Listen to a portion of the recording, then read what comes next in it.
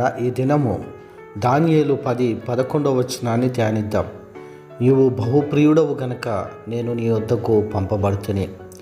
దేవునికి మహిమ కలుగుగాక. దేవుని బిడ్డలారా, దేవుని యొక్క వాక్యములో మనం చూసినట్లయితే దానియేలు 21 దినము ఉపవాసం ప్రారంభించినప్పుడు దేవుడు దానియేలు దగ్గరికి గాబ్రియేల్ దూతను పంపిస్తాడు. అనేక విషయాలను, మర్మములను, భవిష్యత్తును తెలియచేయడానికి దానియేలు వద్దకు దూతను పంపినట్టుగా మనం చూస్తూ ఉన్నాం.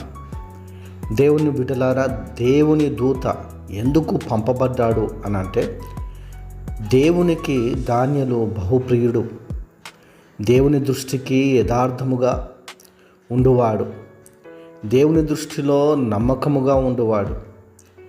ఇటు పని విషయంలోనూ రాజరికంలోనూ రాజు చేయి కింద ఎంతో నమ్మకస్తుడు దానియేలు.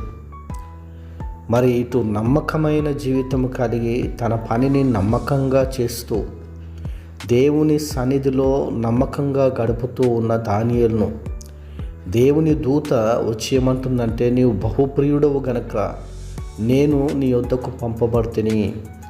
దేవుని బిడ్డలారా, దేవునికి బహుప్రియులుగా జీవించినప్పుడు దేవుడు తన దూతలను పంపి తన యొక్క చిత్తాన్ని తెలియజేస్తాడు అని మనం ఇక్కడ నేర్చుకుంటూ ఉన్నాం. కాబట్టి దేవునికి ప్రియులుగా ఉన్నప్పుడు దేవుడు శత్రువులను కూడా మిత్రులుగా మారుస్తాడని వాక్యం సెలవిస్తూ ఉంది. దేవుని బిడ్డలారా, దేవునికి ప్రియులుగా జీవించడానికి, బహుప్రియులుగా జీవించడానికి పరిశుద్ధాత్మ దేవుడు సహాయం చేయునుగాక. ఆమేన్.